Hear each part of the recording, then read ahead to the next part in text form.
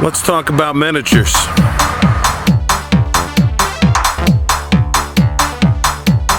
I've been known to do some role-playing.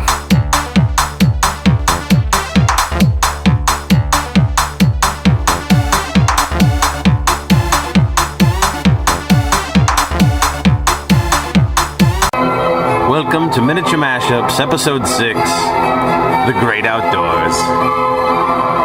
But first, a little history.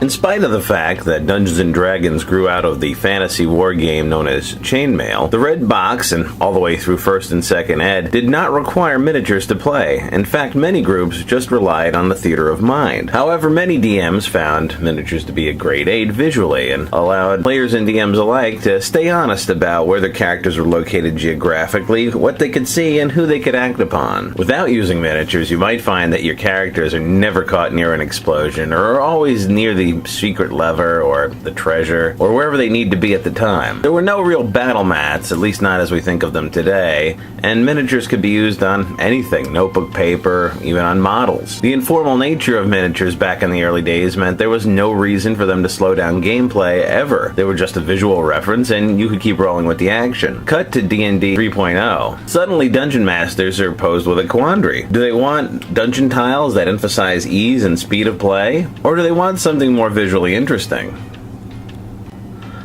Let's face it, nothing's quicker than a dry erase battle mat. You can have terrain catch on fire, it can be knocked over by giant monsters.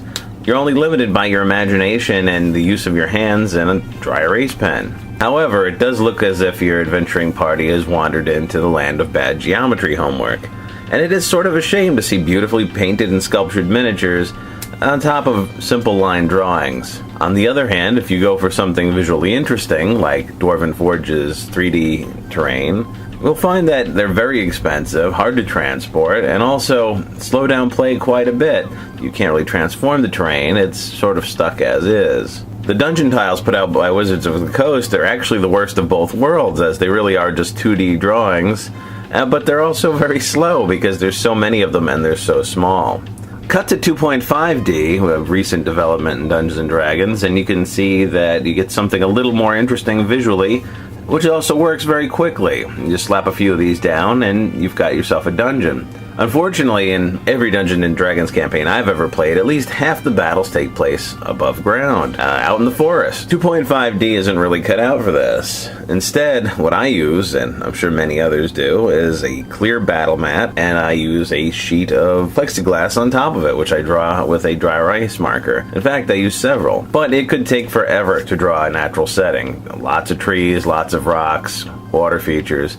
Instead, I find it more expedient to make some forest terrain, and that's what we're working on today. I've accumulated quite a bit from various sets, Cowboys and Indians sets, the Tower of Omens, that True Legends Bucket of Mythical Warriors, 72 pieces. I've got some from Warhammer Citadel here. First we're going to assemble it, then we're going to prime it. Also, we're going to cut out some of these cardboard squares like this. Everything fits on an inch-by-inch battle mat.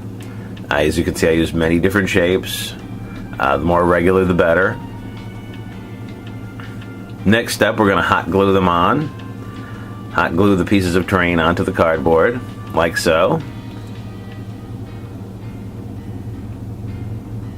Then we're going to paint it. I'm not going to show you how I painted these because there's lots of painting videos out there and painting terrain is really not that interesting.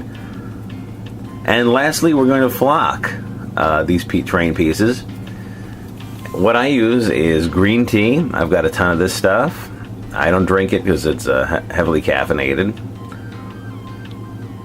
And we'll throw it into this plastic bin here. This is the cover of a pizza from a deli. It's very useful. It's got a nice size to it, and I don't really care about it. I use my white craft glue. We're going to apply that. Now, I water this stuff down. Makes it easier to work with. Makes it last a little longer. And don't forget to get the edges. And then we just dip it into the green tea.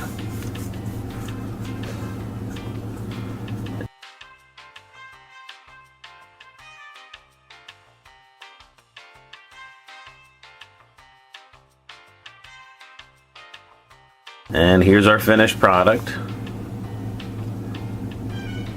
Let's see what this looks like in play.